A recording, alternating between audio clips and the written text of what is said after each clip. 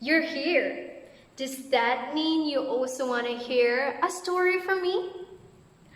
Of course, I will tell you a story.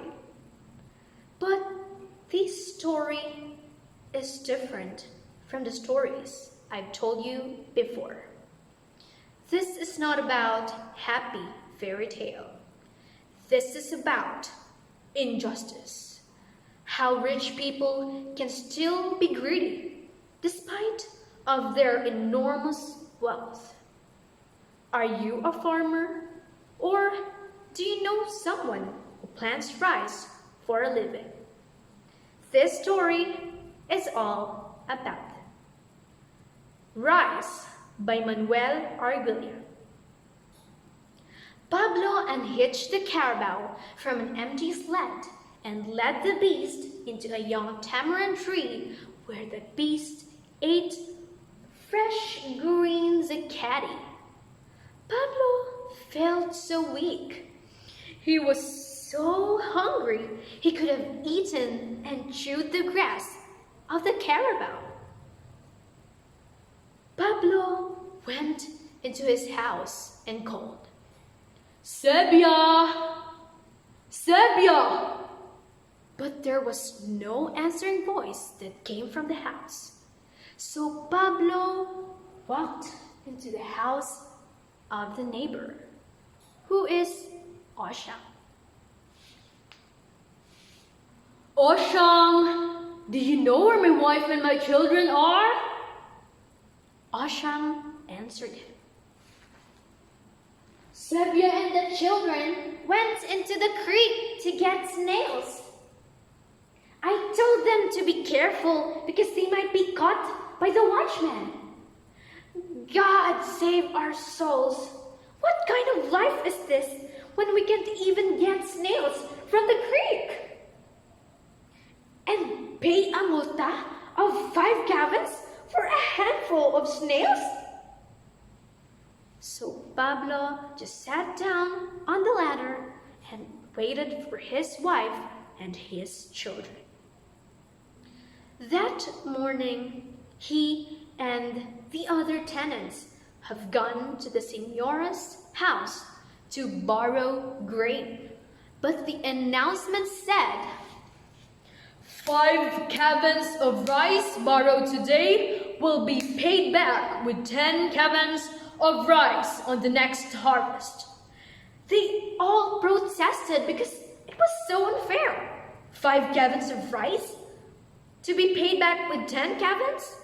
But the encargado added, 5 cabins of rice will be paid back with 10. Either that or you're not going to get rice.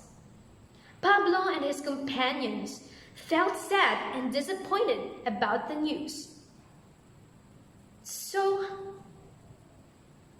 the angry Signora said to them, "Do you see those trucks?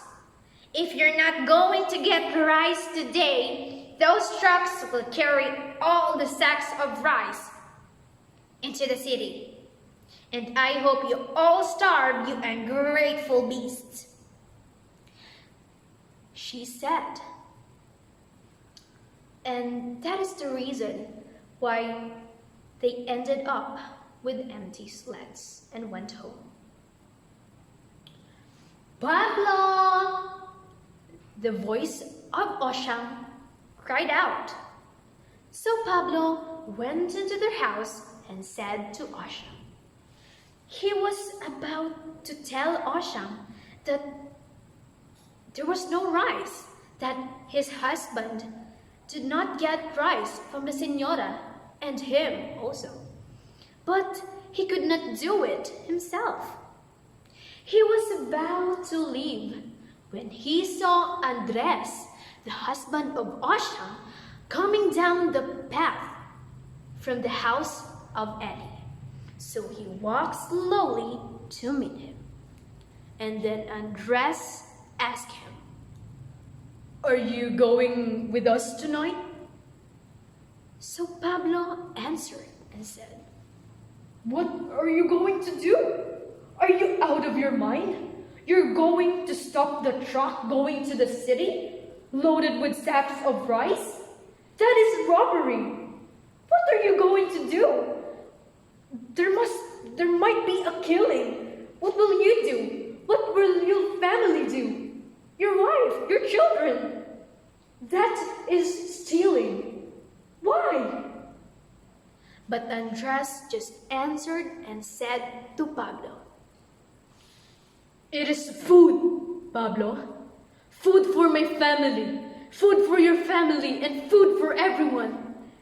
And it's not stealing. The rice is ours."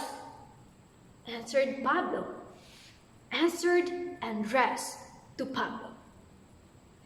But their conversation ended when Pablo saw his wife and his children, so he hurried to meet them.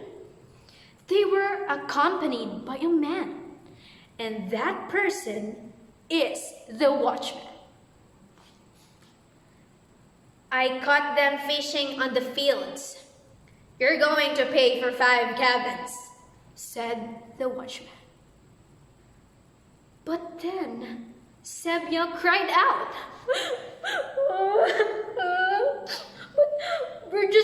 We're just gathering snails from the creek. What's bad with that?" Sebia cried and cried like a child. But then the watchman repeated, 5 cabins of rice. and then he strode away.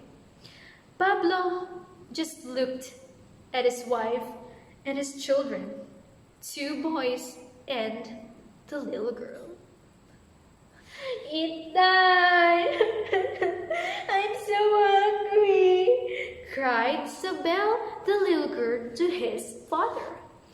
"But they have no rice." Pablo told them that they have no rice.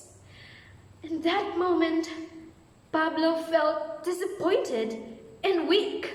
So what he did, he wanted to kill the carabao.